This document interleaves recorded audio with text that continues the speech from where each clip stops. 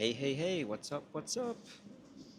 Going live, as the title says, talking about some property and real estate today. It's been a little while since I've covered this stuff. So I'll wait till some people join. This is a live video. There's no edits to this. Just going to be talking off the cuff, a bit of a discussion.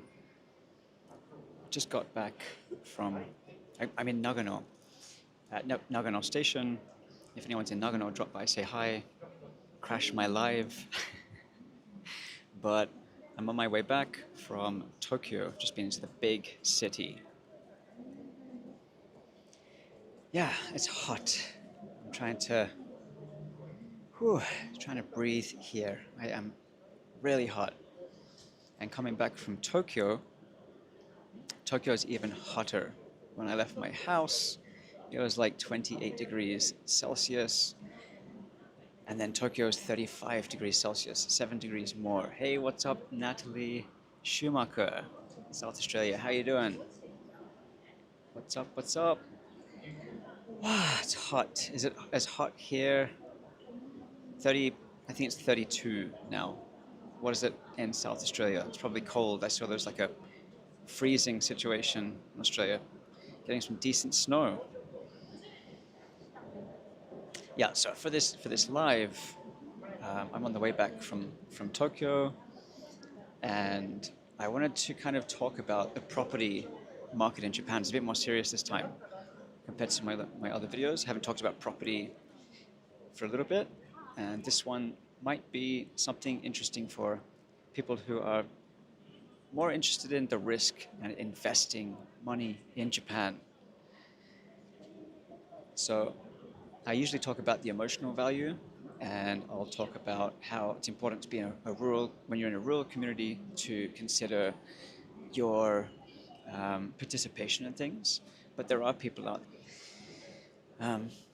And why I decided to do this live is I think now, up until now, I think for a very long time, since people have had this idea that Japan has these akiya, these houses that are not lived in, people don't want, there's been this idea that they're worthless, which is what I've kind of named this video. And let me just join that too in the background, my live, my laptop down here. So I can see your questions come through. Matt. Yeah, so I think it's interesting now that I'm speaking to executives from Tokyo who are interested to buy in rural Japan. And what does that mean? It means that there's more value in some parts of rural Japan in the countryside. After COVID, and I'll talk a bit more about this, but after COVID, things really changed for Japan, where I think people saw more of the value. It's not that I think, it's a fact. People saw more value in having an escape during COVID to somewhere where they could feel some freedom. And I wouldn't say it had a massive impact. It did bring awareness to and more interest from Japan, but it's really the internationals that have driven the rural hunting for akiya or abandoned homes or cheap houses in Japan.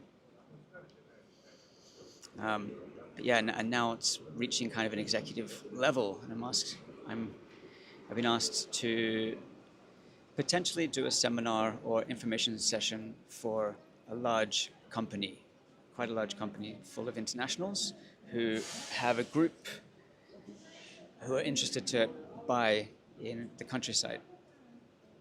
So that's what this is about. It took me a long time to say that, but that's what it's about here. Okay, let's check out some of your messages.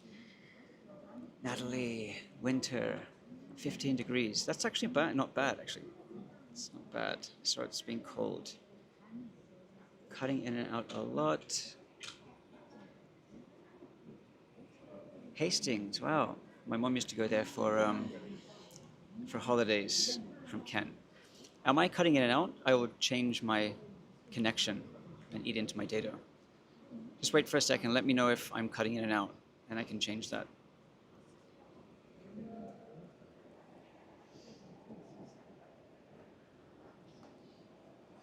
just wait for any messages to come through. Just send through a couple of messages to say if I'm good, or I'll switch over to my 5G. I'm at Starbucks using their incredible Wi-Fi. I'm paying for it, drinking this thing.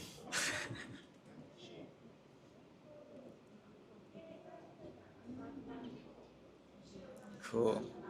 Just let me know if it drops out, and I'll slow down and do it again.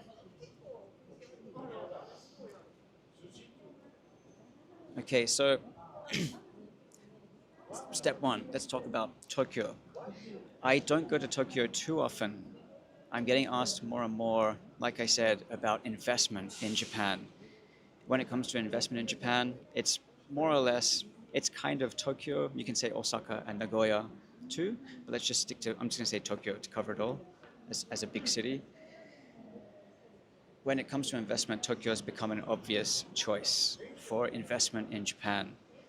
The growth, it's seeing some of the most growth it's ever had um, in the last few decades. I think the housing price has risen about almost up to 10% in the last year. I think 2025 up until the last kind of 24 to 25. And it's still another expected growth. It's continuing to grow. With that, the price of a new apartment, a new condo, has kind of skyrocketed. It was it was reported, it was in the news here, that it had been growing up to 30 to 40%, almost 40%, the price of a new apartment. And that'll have different reasons why. I have to question that number two. And one will be just supply and demand of a new apartment versus an older apartment. And I'd say that there's just um, less buildings going up right now for different reasons. The cost is high. It's inflation and other things for Japan right now. Materials, supply and demand on materials. So Japan's at kind of coming up to an all-time high for the last few decades for the price of new housing, plus that 10% growth on the older housing. When it comes to the countryside, Tokyo seeing all this growth. When it comes to the countryside, it's very, very different. Like I mentioned in the beginning of this, during the COVID time, akiya came to light more for Japan. Everyone knew about it already, but the akiya, cheap houses in the countryside, became more popular. People actually just bought land at that time and just went camping on their land. Thank you. I saw your hair's looking good. Thank you. It's bed hair. So camping kind of blew up for everywhere. I was in the US and it blew up there too. People bought a little piece of land and they went camping from Tokyo on the weekend. So it became more in the limelight for Japanese people too. There was a possibility, but it really took off with the international community. When internationals want to buy something in Japan, it's quite specific, understandably. People want to be close to transportation, get off of the train in Narita, in Haneda, or Osaka, and take a quick train, a Shinkansen, over to somewhere easy to get to. So let's just say if it's for the ski people, it's most likely, let's just say Hakuba, because that's the one people know. And you take the train there, another train there, and a bus ride maybe, and you're in Hakuba. It's not too difficult, and it's already got the international community. So you can say for now, when it comes to value in rural Japan, you could think of ski resorts. Definitely, they're on the radar, and the prices are it's different. Someone recently reached out to me and asked for an appraisal on a property in close to Naiba, Yuzawa area, which is, again, it's a 1 hour train ride from Tokyo. You get on the train in Tokyo Station. 1 hour later, you get off the train, the Shinkansen, and you can be skiing in 5 minutes. When it comes to doing an appraisal in a place like this, it's almost always been the same way especially a ski area in Japan, as far as I remember. whereas the price or the value of a property is whatever someone wants to pay for it. I mean, that comes down to everything in life in general, but in the real estate sector in Japan, especially in these high demand areas, and ski resorts the number one really, it's whatever someone puts the price tag on there. Pay it, don't pay it, they don't really care. Yeah, so now it's also transitioned to other things like, I think now after the last 2 years of me really being involved in the akiya stuff, I've seen a transition from like the ski resorts to more, and part of it's like an information thing. The information gap is being filled, plus um, it's drawing more attention from a wider audience. Initially, people saw this as an escape. It's a cheaper option to go skiing in Japan than it is in whatever country it is. So that was, hey, we'll save on the accommodation for 2 weeks and we'll just buy a house, which is getting more difficult. It's I don't know if that's really possible these days. But now people are saying, well, I want to be near the beach and I want to have a view of Mount Fuji, or I want to have a tree house, or whatever the dream is, and it's very much possible. So more and more places in rural Japan are also being put on the map. Does this mean that the prices in rural Japan has increased? Is there a higher, and so there's two parts of it, right? Has the price increased on properties, the value gone up on, I'm talking rural Japan. So Tokyo, it has rural Japan. And the other part is Airbnb or renting. So the price, let's talk about price first. For the price of a property in rural Japan, it's very case by case, like I said. So it started at ski resorts. Is there value buying a property at a ski resort? Most likely, but there's a jump happening right now, there's a shift. So when it comes to a ski resort, if you talk about Hakuba, Myoko, Nozawa Onsen, Shigakogen, Madarao, Niseko, these are all now, I wouldn't even say you might get lucky. I don't think you get lucky anymore. You pay more. It's still cheaper, than what you pay in Canada, Australia, the US, somewhere in Europe for a house that's next to a ski resort. It's still maybe a fifth or a tenth of what you'd pay in the country where you live or where you would be thinking about buying. So it's still much cheaper. When it comes to reselling it, you're reselling it to a niche community too. So you're probably not going to sell the same property to a Japanese person. So it becomes an international person that you'll sell it on to. And there are people that can afford it. But so there's more risk in that.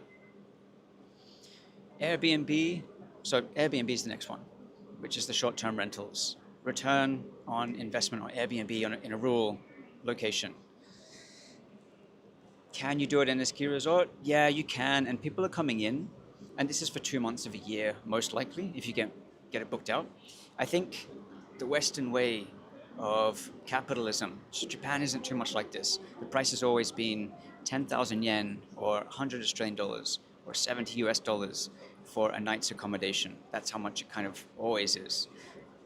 But you'll get the international people that come in and they spend money on the property. So rightfully they charge more, but it goes from that 100 Australian dollars, 70 American dollars per night to triple that. So it becomes from 10,000 yen to 30,000 yen. And with that, everything else starts to move up with the Western prices.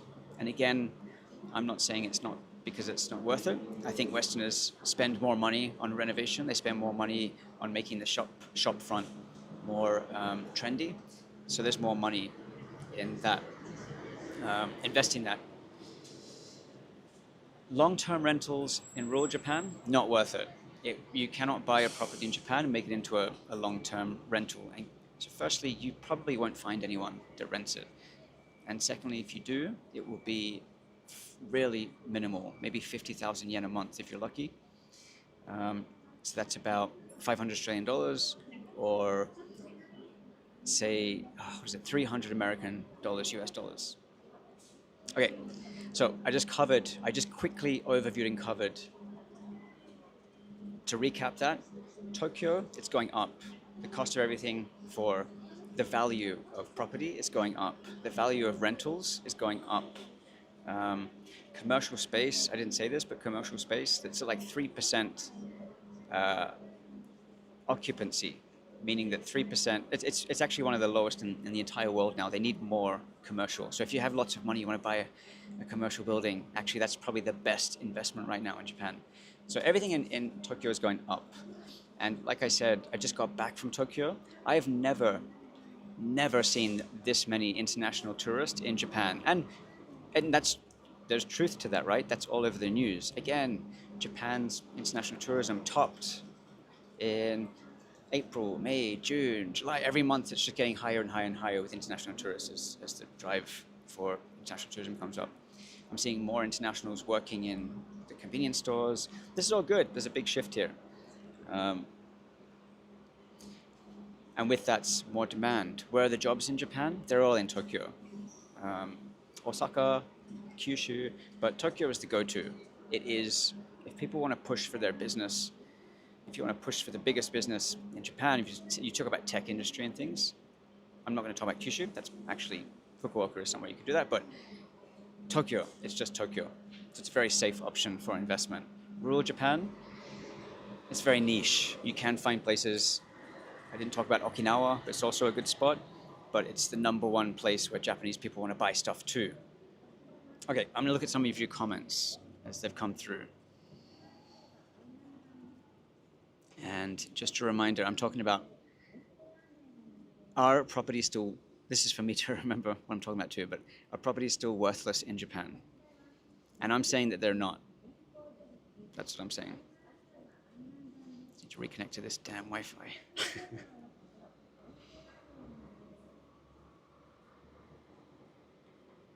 I'm just checking your comments now on the screen because it's easier for me.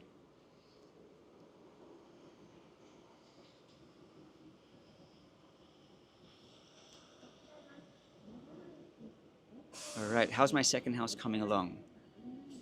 I'm getting, yeah, I slowed down because I went traveling a lot, but I've painted all the outside as I put the video out there.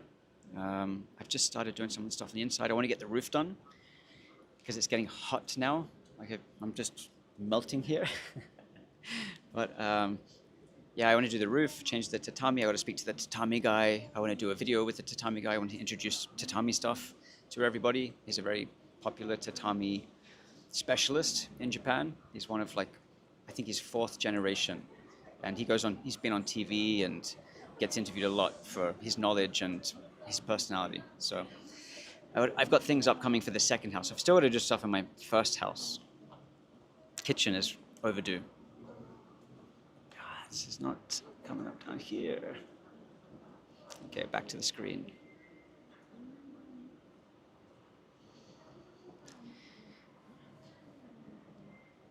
Then Rome, Rome says on here, what area would you suggest close to Tokyo?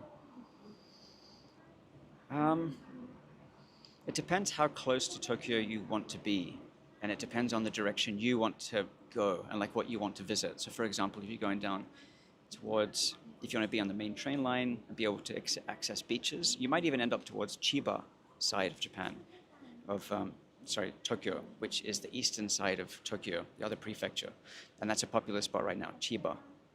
It's popular because it's cheap, it's accessible to Tokyo, it's close to beaches. I hear it's popular and it's getting kind of a lot of attention in Japan domestically too.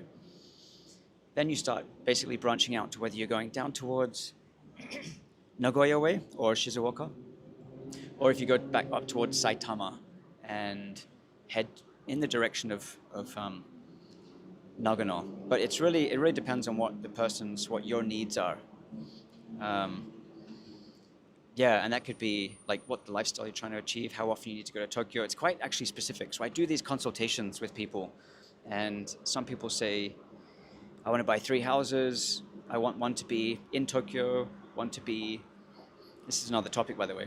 I want one to be in Tokyo, I want one to be in Nagano, and I want one to be on the mountain at the ski resort. 3 properties. So in saying that, it's really common, like my neighbors here, especially who are international, for some reason, well, because at one point they were quite cheap, but usually people never just own one house, they own multiple houses. And even when people contact me for consultation, it's usually I want to buy a cheap house.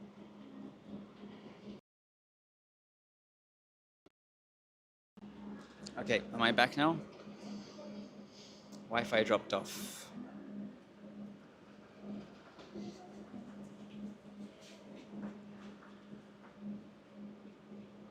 All right, let me go back to these questions. Sorry about the pause there. I'll cut that when I do this, when I can cut some of this part of this video.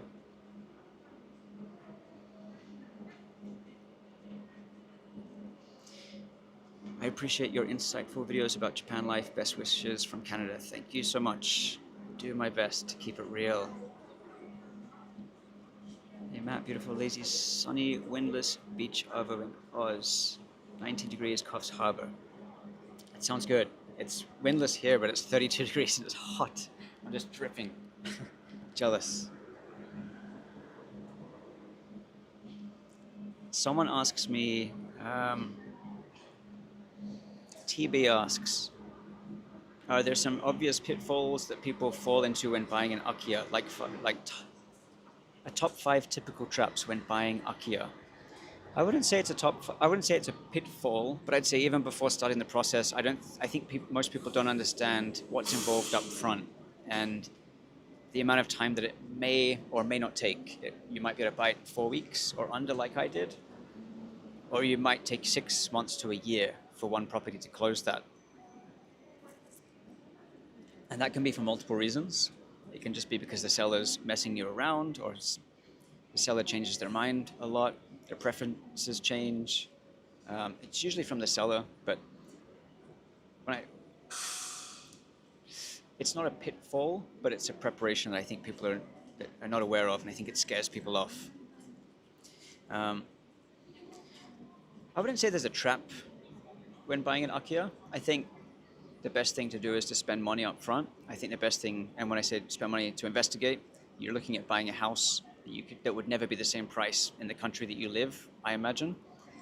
And why not spend an extra, I'm going to speak in US dollars or whatever, but 5,000-10,000 US dollars up front to do the research and put that aside. I'd have like money aside, contingency for research up front to get someone to go out there and do a building inspection, to do a building report, to have a professional look at it who can tell you what it might cost or what some of the challenges are with that specific property. So there's not really, I wouldn't say a typical pitfall. I'd say upfront research needs to be done. And what else for that? The price point says a lot.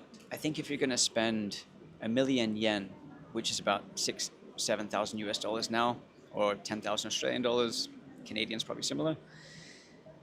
If you're going to spend 1,000,000 yen versus spending 10 million yen, you get a lot more money, more value out of it. If I had 10 million yen in the bank, or 1,000,000 yen in the bank, and I was going to buy a house in Japan, you're then choosing what kind of lifestyle you have when you come to Japan. Am I going to be here on my 1 million yen house? I'm going to arrive to Japan and I'm going to the DIY store. I'm washing down the mold and I'm going to try and solve the problem with the humidity. That's the 1 million yen house. You get the 10 million yen house, you paint the walls, you're good. So I think the pitfall is people, one, not enough preparation or spending the money up front to investigate, and two, not willing to bend to get away from that 1 million yen price point is really important. To spend a bit more up front. If you've got the money there, buy a house, buy a real house.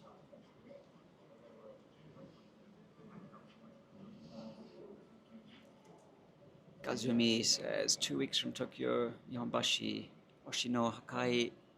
Okay, more places. Wow, nice. You got another great trip planned.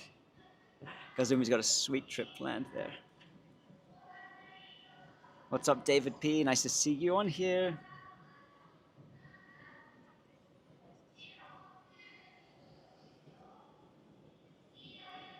Someone asks me, who's that? Haley says, are you going off topic, but are you going to do some more long walks? Yeah, I am.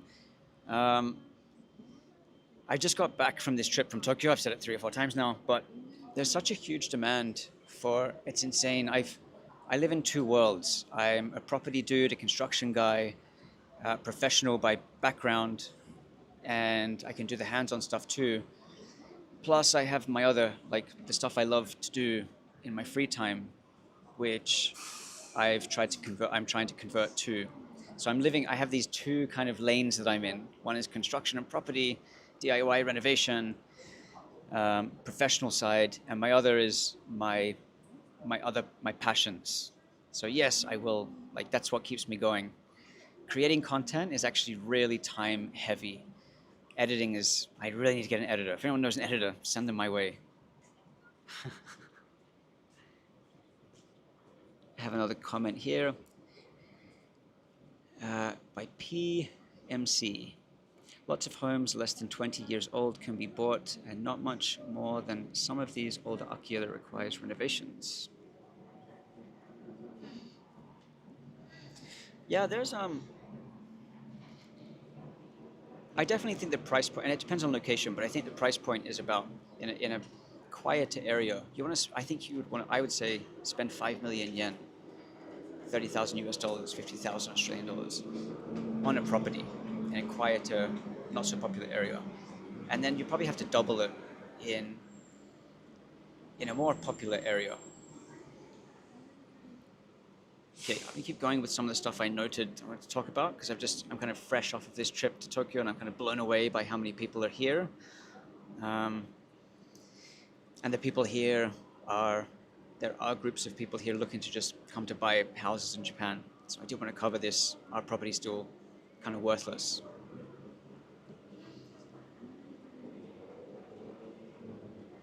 Okay, so I talked about Tokyo growing about 10%, and Osaka and Nagoya also fall in the same category. They've also grown.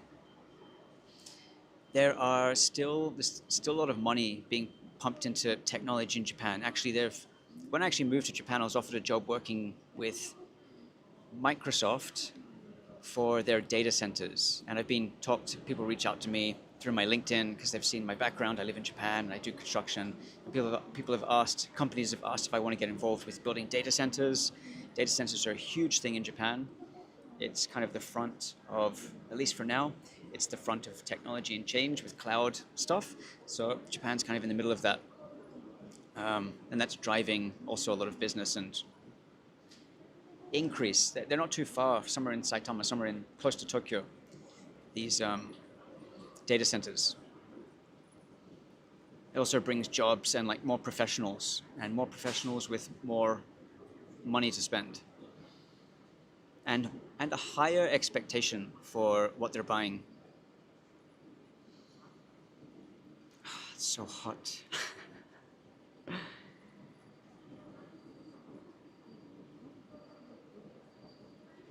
Another interesting point that I wrote down here was again like the tourism growth, right? The tourism is insane. And the impact of that is building hotels for tourists. There are hotels for Japanese people. Okay, so last night I stayed in a sauna. It's the cheap option in Tokyo. I didn't want to spend, so the prices of hotels in Tokyo have gone up. In Kyoto, I used to pay like 6,000 yen per night for a nice hotel, like a really decent hotel for what I like, for my price point, 6,000 yen. And now the average price sorry, I don't have to say Kyoto. This is Kyoto. The average price in Kyoto is now about 30,000 yen. That's changed in 3 years. It's gone up to 30,000. And it's starting to price out Japanese domestic tourism. That tourism, the campaigning for tourism now is heavily, like JTB, one of Japan's, if not Japan's biggest tourist agent, has now they've started to shift their offices offshore and they're focusing on international tourists to bring in the money because Japanese people are not spending as much because they can't afford it. With that becomes like updated hotels they have to tweak that. So unlike the sauna I stayed in last night, that the carpet was worn, it's questionable. You wouldn't get away with this kind of level in a lot of places in the world, in the middle of a big city. But yeah, so that kind of investment into these places to have like nice cafes, which cost more money, nice burger places that cost more money, um, and then hotels with nice finishes, with bigger rooms, with mattresses. It all costs more. So this is an investment where it's going to push the prices of real estate in Tokyo, in bigger cities, up. If I look at somewhere like Hakuba, Shigakogen, Madarao, Miyoko, they all have development that's happening in the next few years by international companies and some Japanese companies too. They're aiming for luxury travel, just like Niseko. It'll be different in some ways, but they're looking to get, for example, get the guys that are spending more money and have less people come through. So there's less stress of having to have more, for example, more staff, so it's cheaper in that regard, and less wear and tear. Easier to have like a smaller client focus. So you get the place occupied at 50% and charge double instead of having it 100% or close to. All right, some of your comments. Going back to the comments now. Throw them up there if you haven't put anything on there. Again, I'm trying to stick to are Japanese property worthless? Are they still worthless? Like it's kind of put out there in all of these crazy Facebook groups like I just see where people are saying like they're not worth anything, it's worthless. So sometimes they're right, sometimes they're wrong. I'd like to know what you guys think about it. Are properties worthless? What's your thoughts?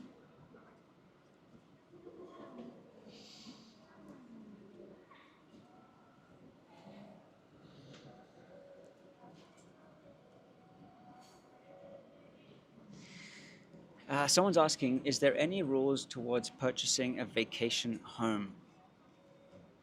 There are they're not rules, there are preferences from the seller. If it's an akiya, there are preferences from the seller, usually. And that can be, there might be, or there may not be preferences. Not sure. But if you go down the path of searching for akiya, you're going down the path of also having to be open for something that you won't expect. And that might be a condition such as you need to do something specific, like become a farmer in the community. So let's go back to that question for a second. It's gone away. Are there any rules? Not necessarily, but there are preferences. And you won't actually be able to buy the house unless the seller sells it to you. So you're profiled and they kind of interview you. You're interviewed before you can buy the property. How handy do you have to be? So question, chasing chumps. Question, how handy do you have to be to do renovations on akiya that require work?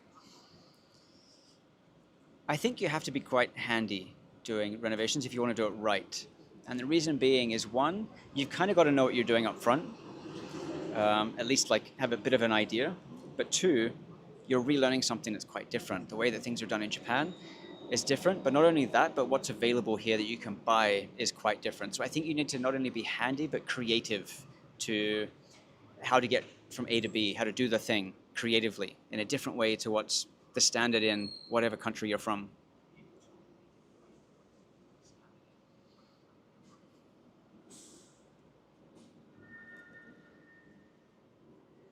Luke Luke says, just got the title for my place next to Niseko. Sweet, you're going to have a great season. Wow, that's cool. I'm excited for this winter, especially now it's so hot. It's really hot here. Wow. Yeah, Niseko is going to be great. You're going to have a good time up there. Jump around the resorts, go have a look around. Get up there during the warmer months because it's beautiful. Hokkaido's a nice place to explore during the warmer months too. If you haven't already, maybe you already have. Luke says, worthless.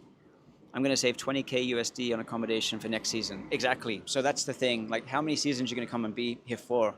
20K USD for a season.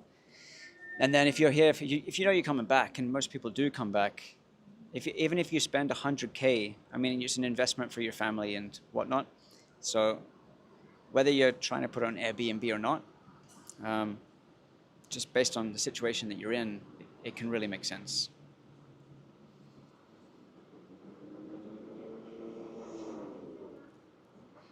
All right. right, I got another question here. Oh my God, I'm so hot.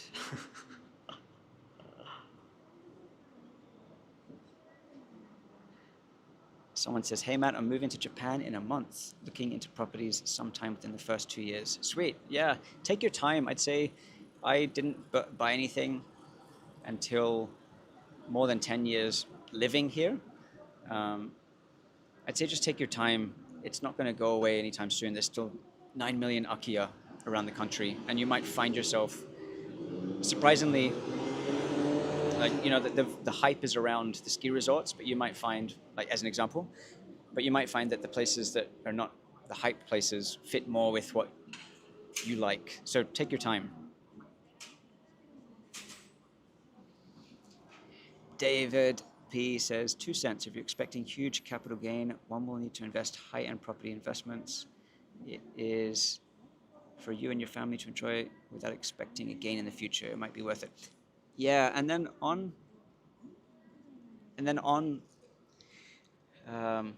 looking for a gain if you're going to flip a property.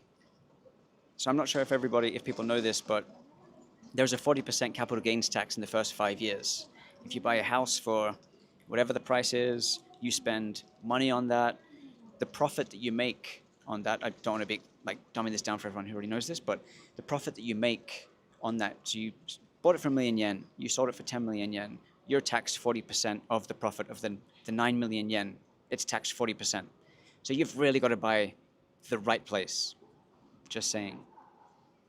So do you have to be handy and a builder for that? Most likely. Or really lucky.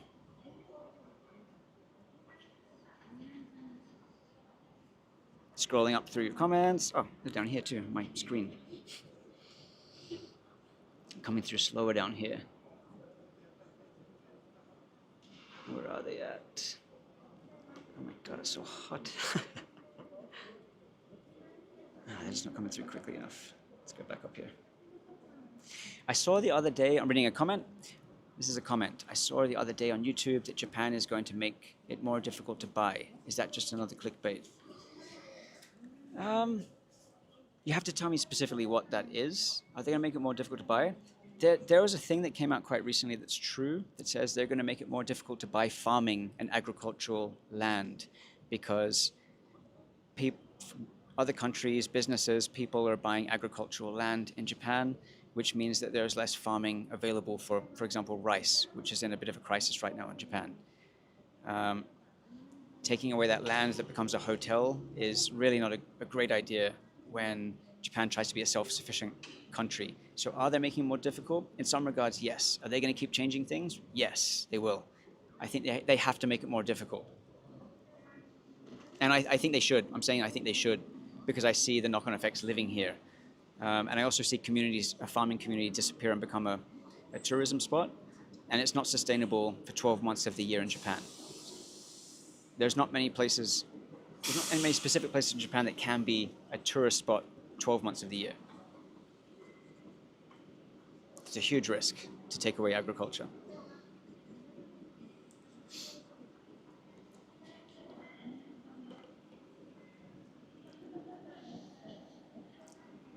There's a comment here, to make it a bigger market, I think real estate companies, I saw the comment, it's just disappeared, but real estate companies like Century 21 need to get involved.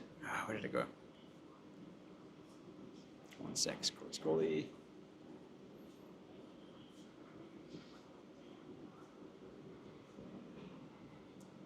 Okay, back to that comment.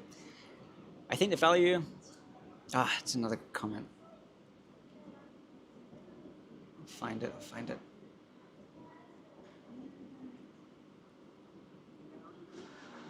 Okay, I can't find the comment exactly, but the idea behind that comment was something like big real estate companies, ones that are international, need to get involved to handle the akiya side if they want to. I don't know where you're going with that, whether you're saying to increase sales of akiya, but the challenge with akiya is how hands-on they are for an agent and how little return most of them get for an agent.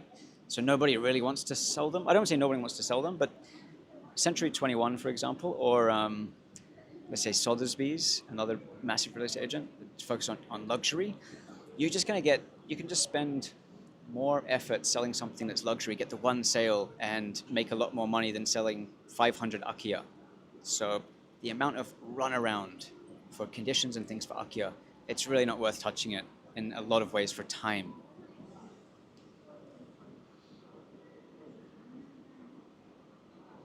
These messages are all over the place.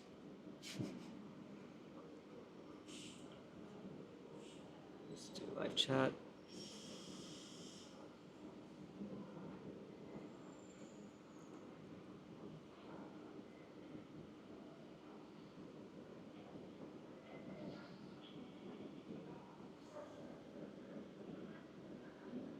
If I miss your comment, sorry, this is like a really terrible system we got going on here.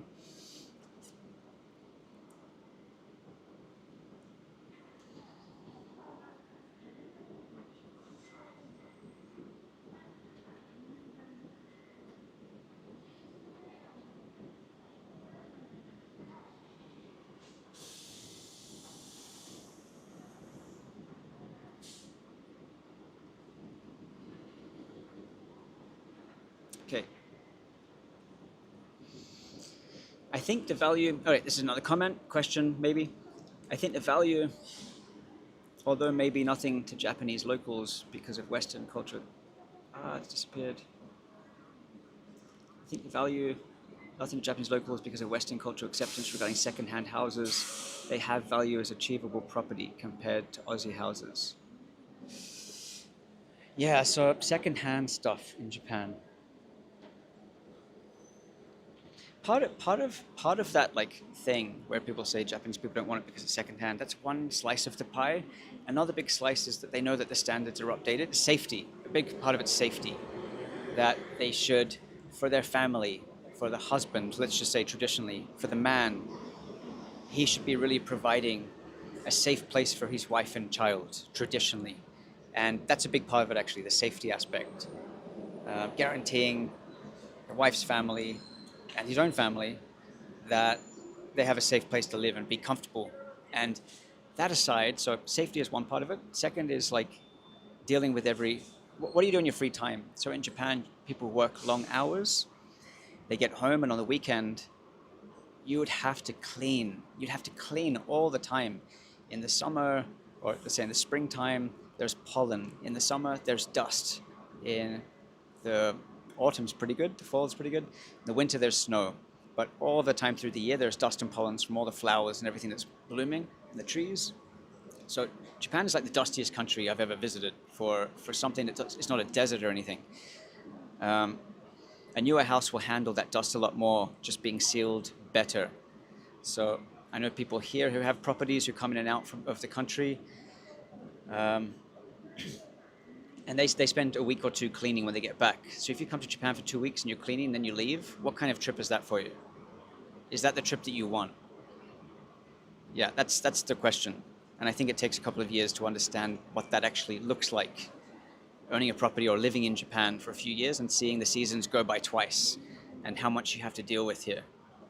And renovations, if you've got an old house, I painted my roof a couple of years back. I need to do it again because of the snow, the heavy snow. And it just kind of, it wears and tears on the paint. And I have hot sun, snow. I have to keep doing this over and over again. Is that what people want to do when they come to Japan, keep working on a project home? Or do they want to relax and enjoy and have a cultural experience?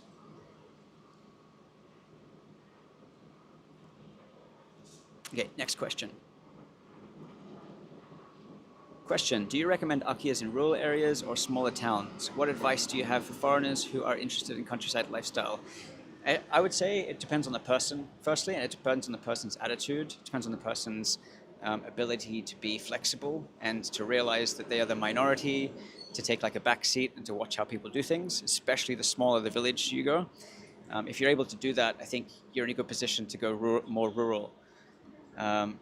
You also have to be prepared for more challenges if you're living there versus if you're traveling there. If you're living there, it might be a bit easier to drive 45 minutes to the DIY store. But if you're traveling there and you arrive from somewhere, take the train, and now you're driving around an hour to pick up some paint, it takes a week to order and then pick it up.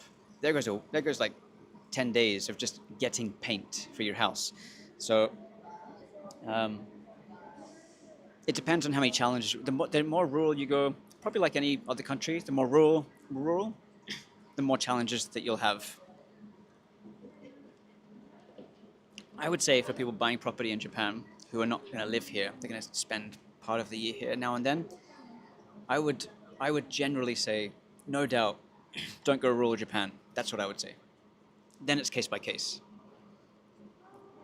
But I'm not anti it. I just say like it just makes a lot more sense for what I just described.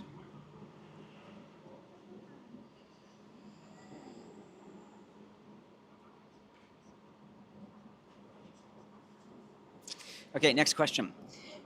How would you rate Japan lifestyle for Western retirees? Just a question for future possibilities. Firstly, you have to figure out if you can actually retire in Japan.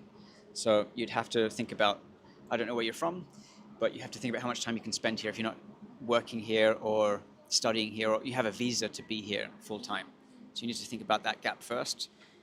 If you're happy with just doing 3 to 6 months a year, then the lifestyle is quite different. I think it depends on your personality, of course, again, but if you are, and I'm going to be general here, and I've lived in these places that I'll mention, and I have friends, and yeah, I'm connected to these places. If you're American, you've got quite a lot of adjustment to do to be able to feel comfortable fitting into a community. And I'm not saying that you can't just be yourself, because you could, but you're probably not going to make it into a circle of people. And if you don't want to make it in a circle of people, that's okay too. So it kind of depends on the person. The lifestyle is very slow in Japan. People have an idea that Japan's fast-paced and things work and operate on time, and they do, but things are actually slow. People leave early for the bus and the train, so they get there on time, and they're walking at the slowest pace possible. That's why they don't sweat as well, because we run for the bus because we're late, because we just try and fit too much in the day.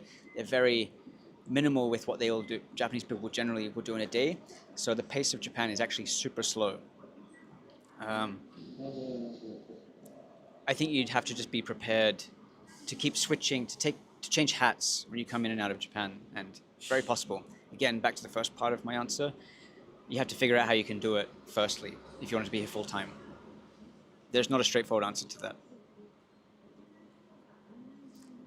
How do you get electricity and water connected to your new purchase, considering the language barrier? You'd have to use someone else to do it for you. You cannot do it yourself if you can't speak Japanese. So you have to call up the company, you call them, you give them the phone number, and you say you've just moved in, you give your name, you give your details, you give your phone number, they'll arrange a date for you. If it's the gas and the water, someone will come and meet you. You've got to be there on the day. It's not remote. You have to meet them, let them in the door. Even if you leave the key there, they're not going to open your door. You have to be there and guide them into the places. And even if it's outside, they're not just going to do it. You have to meet them there. You need to speak Japanese for that. So you'll either have an agent, a translator, or someone there to help you as someone in the middle, a friend who speaks Japanese, but you won't be able to do it yourself. And these are the costs, these are the additional costs. And this comes back to this whole topic of, what should I call this? Are Japanese property worthless? Yeah, it's kind of how much you're prepared to spend on the additional things. So it might just be a 1 million yen property, but you're spending whatever that extra cost is on translating to get things connected, or whatever the things are that cost extra to run the property.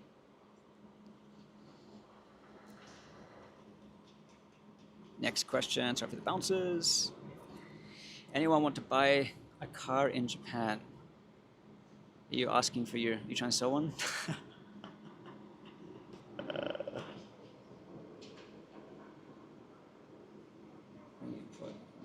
Okay, let me know about the car thing. Drop your thing, whatever you're trying to sell.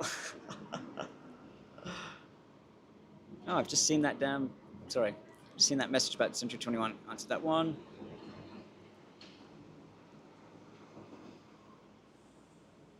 Luke says you'll have to beat US dollar $13 a day, monthly rental. Yep, very cheap rental cars there.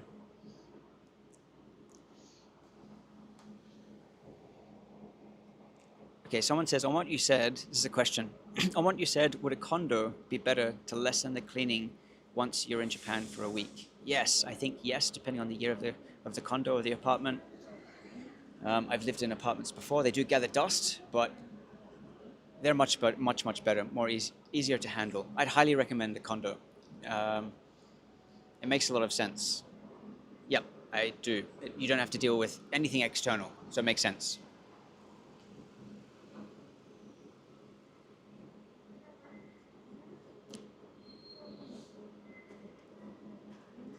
Someone asks me, question, what are you going to be doing with your mountain house? Selling it or just using it as rental or getaway? No, I'm still living there. I'll be trialing, that's my permanent residence. And the other house is like my winter escape because I do run tours during the winter. And I've just kind of outgrown that. I'm not sure how much I'll expand on that, but I outgrew my tours in the last couple of years. I could only have four people. People come and stay at my house. I show them around. I take them skiing. I either teach them or whatever, um, and I'll show them unique parts of where I live in Japan. And yeah, we do like a deep dive into snow country Japan. Like I said, I've only been able to do that with four people because of the size of my house. But now I can kind of, when I get those bookings and people come and stay, they can stay in that house and I'll stay in the house that's a little bit further down the mountain. That's the plan for that. That was the initial plan.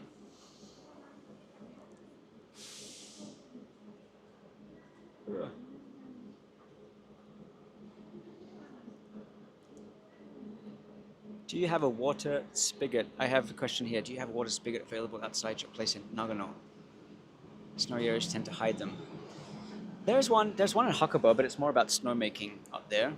But we have the ocean that's really close, and the drainage system is insane. Like we have big, massive drains where the water goes down. It runs into these beautiful waterfalls and rivers, and it runs into the ocean. So we don't have any in our area, and Japan will also dam that up and create electricity out of that running water too. Someone asks me, question, did you use an agent to buy your house? I didn't use a specific agent. I just called. I see the house for sale. There's a phone number there. I called, hey, you're selling the house. I'd like to come and see it. So that's how I just asked agents directly. Um, it's not common to have one agent that runs around the country for you, even one area to find your house that you like. It's quite specific. They have six for sale. That's what they have. They're not going to help you find anything, especially if you have a lower price bracket. If you're looking for $1 million property, they'll probably help you as best they can. But if you're looking for a 1 million yen property, it's all on you. Okay, next question. What's your view on families with young children moving to rural Japan? It looks like fun and really safe. It's mixed. I have a mixed opinion on it. Um, it depends where you're coming from, because I actually have a friend who was talking to me about this just the other day. I don't have children, but I have friends that do have children in the area. And that person was saying to me that when they take their kids to play in the park, because Japanese people are quite private and they'd like to give people space they don't want to be a nuisance to other people.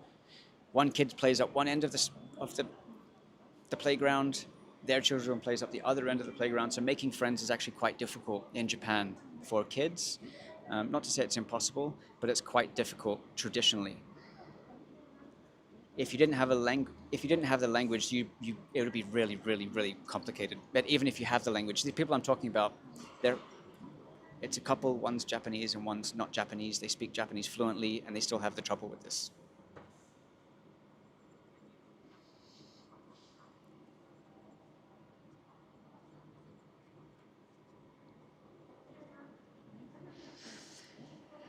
I have a question. Do you attend your neighborhood community meetings usually? You mentioned one of your videos, they're becoming less and less so.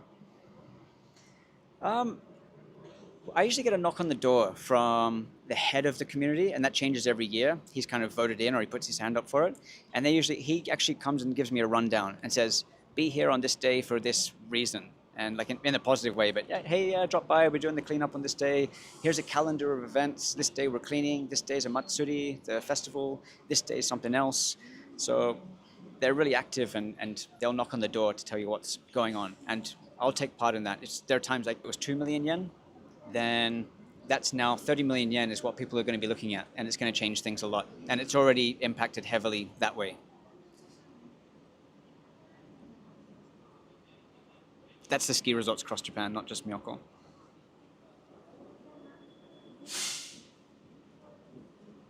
Hey, what's up? Golden Tiger. Drawing some waves there. Solar Japan says Japan is not welcoming people to foreigners. I think you wrote foreign families. I'm living very complicated with family. Yeah, I have mixed responses. I hear that it feels like there's always one or two really special people who take their time to take you under their wing. I don't know if you have the same experience, but I've heard that there, yeah, there's people out there that will help you in the communities. All right, I want to jump back to again this topic that I'm trying to cover, which was Japan houses worthless. I think I covered most of it up front. I've been answering your questions now. I'll come back to it in a second. I just want to check if I wrote any more notes down for this.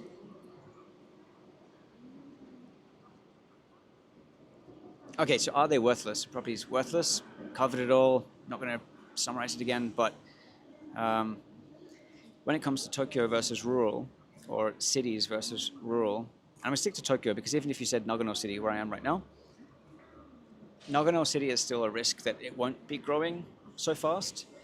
But Tokyo is no risk right now. It's kind of, for now, in data, it's saying there's no risk and it's just growing crazy. For a ski resort, it's completely unique. Anywhere else besides Tokyo and a ski resort, it's questionable and there's a risk. If you buy somewhere in, let's just say, outside of Nara or outside of Kyoto, will you get your money back? Will you return that money on your akiya, on your cheap house, on the rural house? I'd say no. I'd say you wouldn't for now. And if you do, the only way you would is if you're selling it to an international person. For Japanese, like, you can write that off. You're not going to be reselling your house that you've just spent 10 million yen upgrading. Japanese people will most likely not buy it. There's a different standard. There's a different, like, if you see how a Japanese company renovates a house in general to flip it and to sell it, it's quite different to how a Westerner would. And a Westerner will spend more money on finishes and they won't get that back. That's what I'm getting to there. Again, talking about rural, ski towns aside, the population is declining. It's still declining wherever you go. It doesn't matter. The biggest decline is up north in snow country, Aomori, Iwate, Akita. They're all dropping. They're all like heavily dropping. Tourism is also pretty low up there, so there's not any like. It's not even a risk. Like, it's just you. Unless it's a ski area, you're probably not going to be getting any money back for that property that you buy in those areas. Again, it's case by case, and if you're selling it to an international, maybe you will. Maybe you might be able to, get a good return from an international.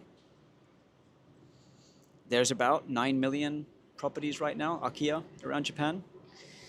And it's probably going to keep growing, especially with places like what I just mentioned, the prefectures up north of Honshu. They're still fading away. Do you want to be buying a property it's already at like 30% of the population it was, and it's continuing to go down? Average age is 75 years old. You're going to take your kids there and hang out with 75-year-olds. Like, that's part of it. It's like, we can give our children a nice lifestyle in the countryside, but everyone's 75. That's nice too because they're old and helpful. But yeah, what's that lifestyle really look like for you as well as an adult? So let's look here.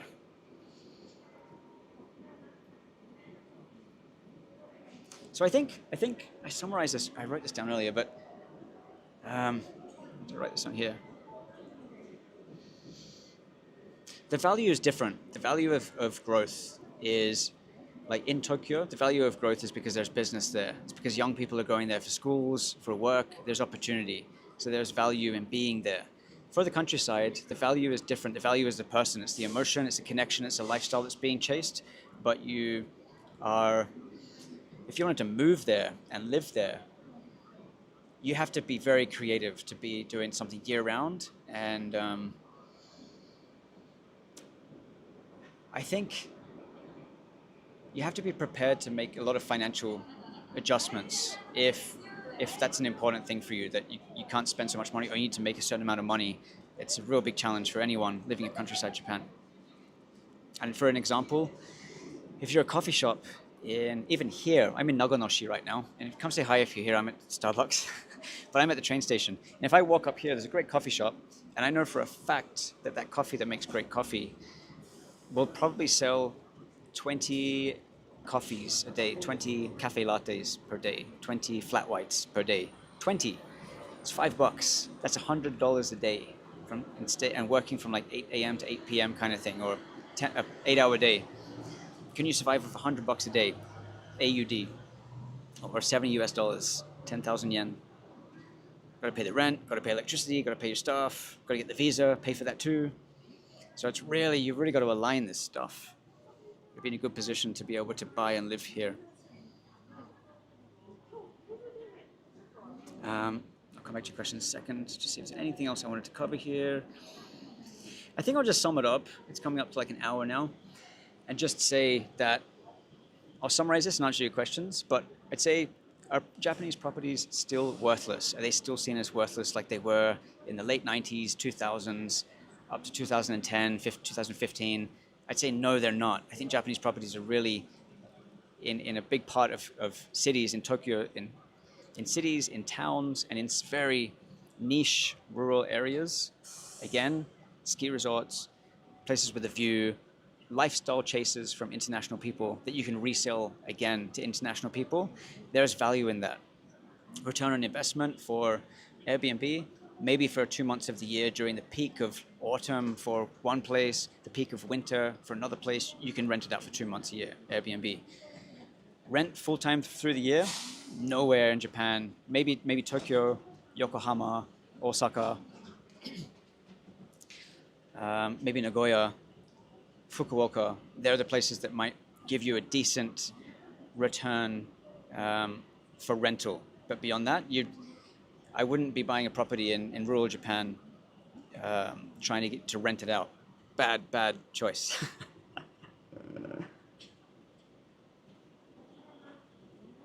Yeah.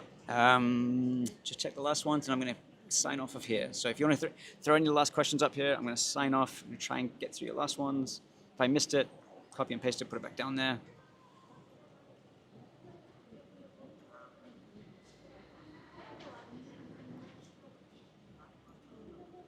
Someone's saying, comment. Thanks for your answers to my questions. Great to have people like yourself who are here to be able to guide the rest of us. Keep us up with the great contents. Yeah, sweet. Thank you. Appreciate it. Yeah, I'm going to try to put more property stuff out there.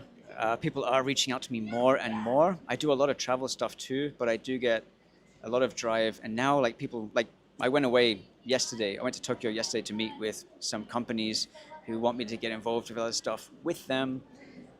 People are reaching out to me a lot more for content creation and stuff to also diversify into other areas of Japan.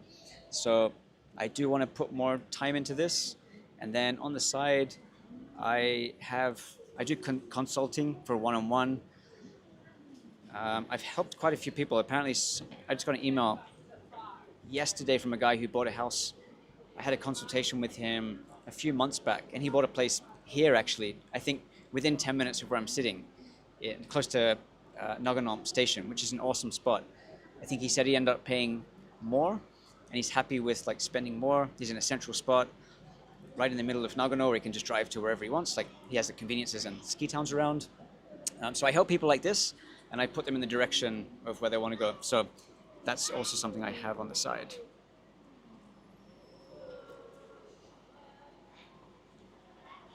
Luke says pivot happens when Japan changes immigration laws. Notice Thailand. I think Japan's quite special right now. Thailand still has they have a huge, tourism, but I think the tourism is kind of niche to a certain age group. It's like backpacker style, where Japan is everyone come here and spend money. In Japan, tourism is number one here now in the world. So tourism also has, the pivot's also that, I'd say. Should Japan, so immigration laws, should Japan start letting more people in? I'm not sure about that. I think that's a huge topic to say yes or no. People come to Japan to enjoy Japanese culture, and you'd be surprised even as a tourist how much of an impact people have, even the people that love coming here, and I was one of them too initially, and I'm still developing after 15 years of being here, and I'm very, very, careful, and I try to adjust where I can, but Um, Even if you're in love with Japan, you respect it, you'd be surprised how many things you're still having an impact on. And it's not a bad thing, but it changes Japan overall. So I think coming back to answering this, um, I don't think Japan's looking anytime soon to have such an impact on their cultural heritage. It's the reason that's their sales pitch for people to come and enjoy Japan. I think they'd be crazy to do it at this point. People are buying houses and not living here. People are buying houses and spending money doing stuff here and not living here. Where in the world is doing it this way? Pretty special. There's a few special things that Japan's lined up. We're buying their crap and we're just trying to fix it up. And then we sell it on. I mean, the value of that is selling it on to the next international person. Thank you so much. Looking forward to more of your videos. Thanks for the live stream. Thank you. Thanks for joining. Thanks so much for answering. Thank you. Thanks, Haley. Thanks for joining. Thank you, Foodzilla. Hey, what's up, New York? You're just missing me. I'm just dropping off. Guys, I've been out here for a while. I've been talking about value in Japan and property. If you need any more specific one-on-one help, if you're looking to buy property, if you want some guidance, I do have consultation. Check out my website. If you want to know where, I have a map. I'm dropping all my things here now, the community.